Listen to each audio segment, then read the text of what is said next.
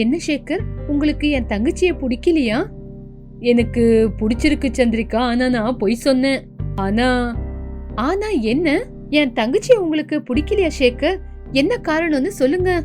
உங்க தங்கச்சி யாரையோ காதலிக்கிறா, அந்த விஷயம் எனக்கு தெரிஞ்சது. அதனாலதான் நான் வேண்டான்னு சொன்னேன். வாய் இருக்குன்னு வாய்க்கு வந்த மாதிரி பேசாத சந்திரிகா, கொஞ்சம் நீயும் யோசிச்சு பேசு. உன் தங்கச்சிக்கு மாப்பிள்ள பார்க்க வந்த விஷயம் தெரியுமா இல்லையா? தெரியும்.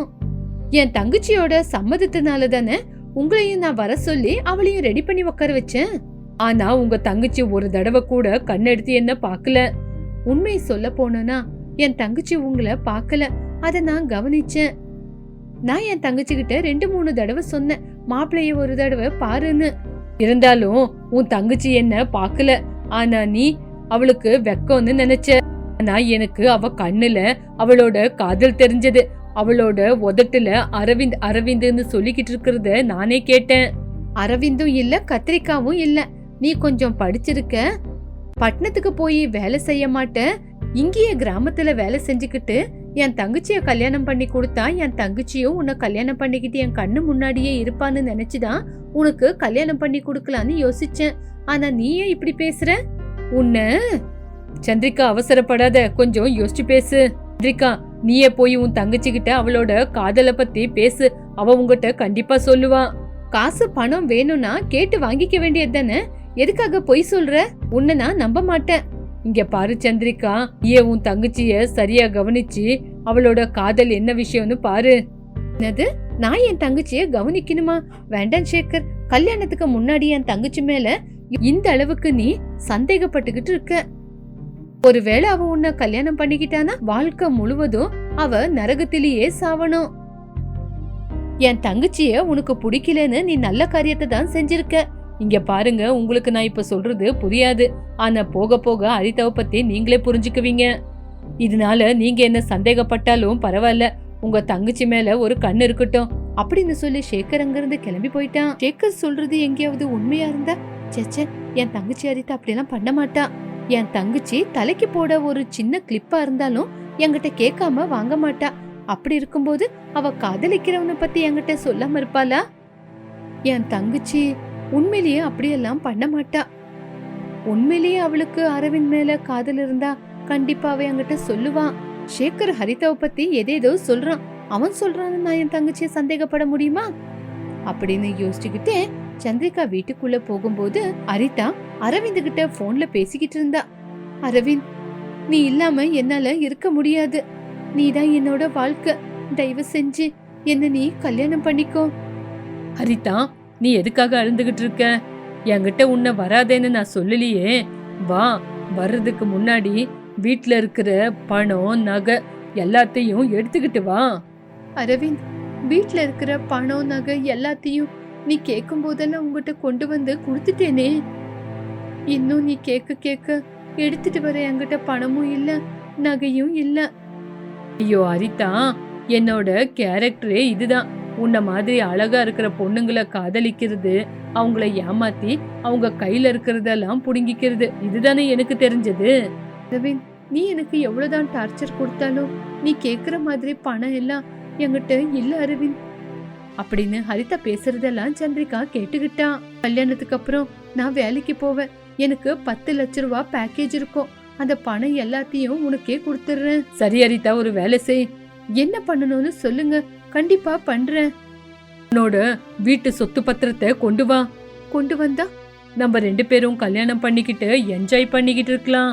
இன்னொரு முக்கியமான விஷயம். என்னது? நம்ம கல்யாணம் பண்ணிக்கிறது காதலிக்கிறது வீட்டுல யாருக்கிட்டையுமே சொல்லாத. முதல்ல நான் சொன்னது செய். சரி, வைக்கிறேன் அப்படின்னு அரவிந்த் காலை கட் பண்ணிட்டான். அரிதா கண்ணீர் விட்டுக்கிட்டு, அரவிந்த் எனக்கு இவ்வளவு துரோகம் பண்ணுவான்னு நான் யோசிக்கல. இவெல்லாம் ஒரு காதலனா?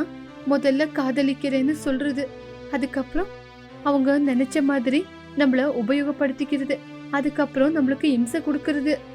என்னோட காதல இன்னும் எவ்வளவு நாளைக்கு தான் பணம் கொடுத்து மூடி வைக்கிறதுன்னு தெரியல. நான் என்ன பண்ண போறேன் அப்படின்னு அழுதுகிட்டே கண்ணீர் விட்டுக்கிட்டு இருந்தா. அப்போ சேகர் சொன்னது உண்மைதானா? கவலையோட சந்திரிகா அங்கிருந்து கிளம்பி போயிட்டா. மறுநாள் காலையில ஹரிதா ஹரிதா அப்படின்னு சந்திரிகா ஹரிதாவை கூப்பிட்டுக்கிட்டே வீட்டுக்குள்ள வந்து பாக்கும்போது எங்கேயுமே ஹரிதா இருக்கல.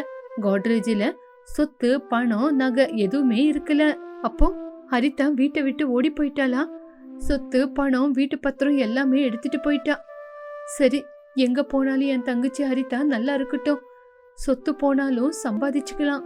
ஆனா என் தங்கச்சியோட வாழ்க்கையே போயிட்டா அப்படின்னு சந்திரிகா அவ தங்கச்சிய நல்லா இருக்கணும் அப்படின்னு யோசிக்க ஆரம்பிச்சா.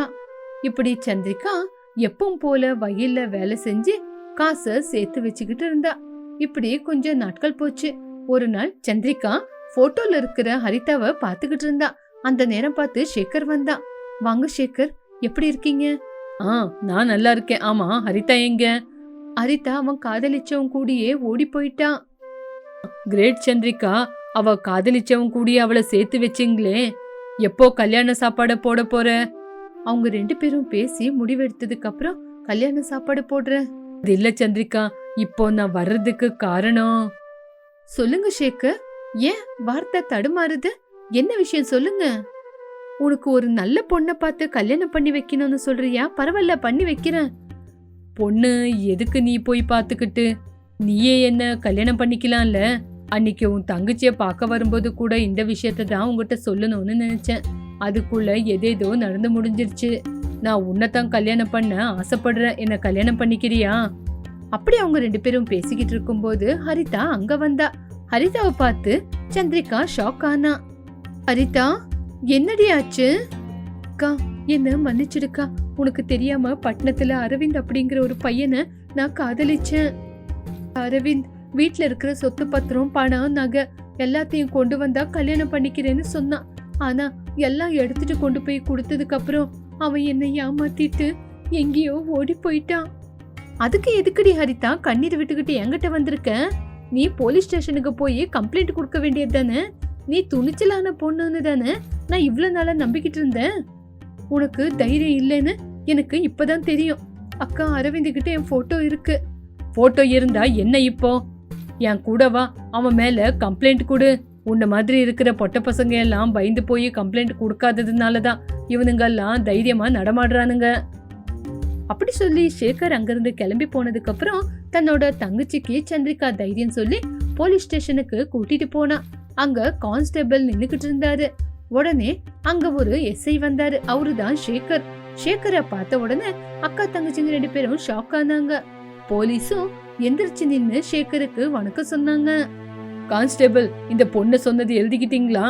சரி ஹரிதா, என் கூட வா. அவன் எங்க இருக்கான்னு என்கிட்ட காட்டு. போடி, சேகர் இருக்காருல்ல அப்படின்னு சொல்லி சேகர் ஹரிதாவை கூட்டிக்கிட்டு பட்டணத்துல இருக்கிற அரவிந்தோட வீட்டுக்கு கூட்டிட்டு போனாரு. இதுதான் வீடா? ஆமாங்க சார். நான் வந்த மாதிரி காட்டிக்காத. நீ முன்னாடி போ, நான் பின்னாடி வரேன். சரிங்க சார் அப்படின்னு சொல்லி ஹரிதா அரவிந்தோட வீட்டுக்கு போய் கதவு தட்டினா. அரவிந்தும் ஹரிதாவை பார்த்த உடனே சந்தோஷப்பட்டான். வா ஹரிதா, நீ இவ்வளவு சீக்கிரம் வருவேன்னு நான் கனவுல கூட யோசிக்கல. ஹரிதா அவங்கிட்ட கெஞ்சிக்கிட்டு இருந்தா. எஸ்ஐ சேகர் அந்த நேரம் பார்த்து வீட்டுக்குள்ள வந்து அரவிந்தோட கன்னத்துக்கு ஒரு அடி விட்டு அவனை சிட்டில இருக்கிற போலீஸ் ஸ்டேஷனுக்கு கூட்டிட்டு போனாங்க. சந்திரிகா கூட அரவிந்துக்கு திட்டிக்கிட்டே இருந்தா. என்ன அரவிந்த், ஹரிதாவை கல்யாணம் பண்ணிக்கிட்டு அவ கூட சந்தோஷமா வாழ போறியா? ஆமாங்க சார், என்னால ஜெயிலுக்கெல்லாம் போக முடியாது. நான் ஹரிதாவை ரொம்ப நல்லா பாத்துக்கிறேன். என்ன சொல்ற சந்திரிகா? ஒரு சான்ஸ் கொடுத்து பாக்கலாமே. பாரு அரவிந்த், நீ சொன்ன மாதிரி ஹரிதாவை கல்யாணம் பண்ணிக்கிட்டு சந்தோஷமா வாழ்க்கை நடத்து. இல்லனா நானும் உன்னை சும்மாவே விட மாட்டேன். முட்டிக்கு முட்டி தட்டி போலீஸ் ஸ்டேஷன்ல லாக்அப்ல உட்கார வச்சிருவேன். இல்ல இனிமே சந்திரிகா கூட சந்தோஷமா வாழ்க்கை நடத்துறேன். இப்படி சொன்ன உடனே எஸ்ஐ சேகரும் அங்கிருந்து கிளம்பி போயிட்டாங்க. இப்படி 2 நாளுக்கு அப்புறம் அரவிந்த் ஹரிதாவுக்கும் சேகர் சந்திரிகாவுக்கும் கல்யாணம் ஆச்சு.